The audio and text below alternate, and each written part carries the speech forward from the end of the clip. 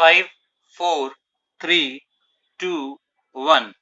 मान्यवर, इसके अलावा आज हमें गर्व है कि हमारा भारत देश दूध के उत्पादन में विश्व में नंबर 1 है। 90 मिलियन टन, फल और भाजी के उत्पादन में विश्व में नंबर 2 है।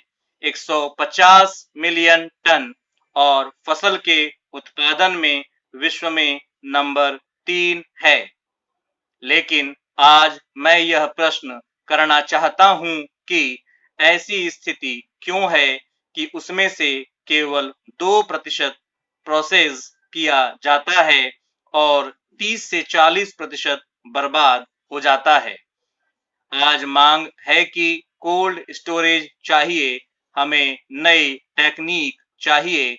आज मांग है कि उत्पादन को देश में कहीं भी बेचने के लिए एसेंशियल कमोडिटीज एक्ट का संशोधन हमें लाना ही होगा। आज हमें किसान को कोई हाई टेक्नोलॉजी में पूरी भागीदारी देनी होगी जो शून्य के बराबर है। सबसे ज्यादा दाम मार्केटिंग और डिस्ट्रीब्यूशन क्षेत्र से आता है। सहकारिता के मॉडल का उपयोग करके सबसे ज्यादा दाम हमें अपने किसानों को देना होगा। हमारे देश में अगर यह सपना हम सबका है कि हम एक नक्षत्र की तरह आर्थिक रूप में उभरना चाहते हैं, अगर यह हम सबका सपना है, अगर यह हर एक भारतीय नागरिक का सपना है, हर एक भारतीय युवा का सपना है, तो महात्मा गांधी जी के शब्दों को हमें याद करना होगा। उन्होंने कहा था कि हमें ज्यादा उत्पादन नहीं चाहिए, ज्यादा हाथों से उत्पादन चाहिए। भारत की जान, भारत की आत्मा, भारत का दिल ग्रामीण क्षेत्र में बसता है और जब तक हम ग्रामीण क्षेत्र की जनता को सामाजिक आजादी नहीं दे पाए, आर्थिक आजादी नहीं दे पाए, तब तक हम यह नहीं समझ सकते कि हमारा देश आजाद लोकतंत्र की जीत हमें चाहिए। तो उस ग्रामीण किसान को पूरी तरह से सकारात्मक तरीके से उसके हाथों को शक्ति प्रदान करनी पड़ेगी और 21वीं सदी में एक नई दिशा हमें दिखानी पड़ेगी। महोदय, मैं अपने माननीय मंत्री जी का, जिन्होंने बजट भाषण दिया है और अपनी नीतियों की घोषणा की है, धन्यवाद करना चाहता हूं। इस बजट से निश्चय ही परिवर्तन आएगा और हमें पूरी आशा है कि यह देश को एक नई दिशा प्रदान करेगा। इस बजट भाषण को सुनने से यह पता लगता है कि समाज के सभी वर्गों का इसमें ध्यान रखा गया है।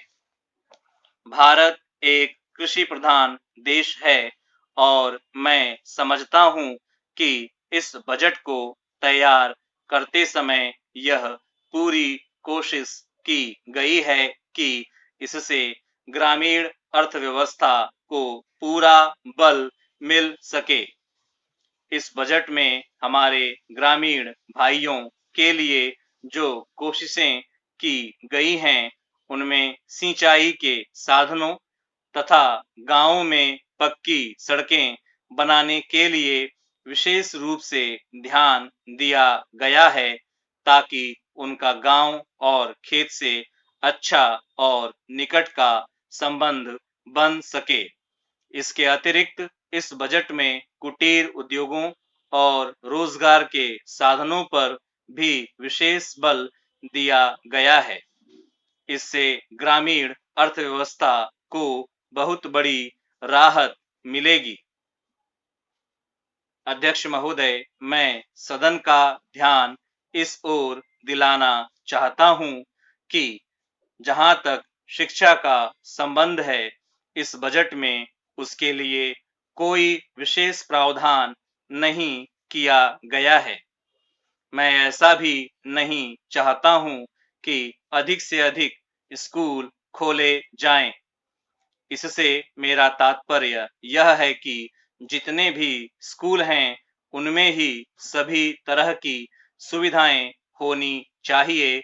उनको सक्षम बनाया जाना चाहिए ताकि वे सही शिक्षा बच्चों को दे सकें। समय के अनुसार जो परिवर्तन होते रहते हैं, उनकी ओर भी हमें अवश्य ध्यान देना चाहिए।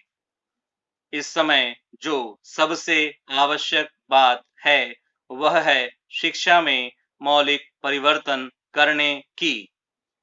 हम सब इस समय लोकतंत्र के युग में रह रहे हैं और यदि लोकतंत्र को सफल बनाना है, तो सबसे पहले हमें ऐसे नागरिकों की आवश्यकता है जिन्हें अपने अधिकारों और कर्तव्यों का अच्छी तरह से ज्ञान हो। सभापति महोदय, हमें उन गरीबों को शिक्षित करना होगा, उनके टोले में विद्यालय खोलना होगा, उनके गांवों में पेयजल की व्यवस्था करनी होगी, उनके टोले में आने जाने के लिए सड़क की व्यवस्था करनी होगी। अगर ऐसे कामों में सरकार और विपक्ष सभी लोग सहमति करेंगे, तो इंफ्रास्ट्रक्चर स्थापित करना पड़ेगा। मान्यवर, सड़कों का हमारी सुरक्षा के लिए भी महत्वपूर्ण योगदान है। नेपाल से आंध्र प्रदेश तक कोई बॉर्डर रोड नहीं है। झारखंड से बिहार, उड़ीसा से झारखंड और आंध्र प्रदेश से झारखंड तक कोई बॉर्डर रोड नहीं है।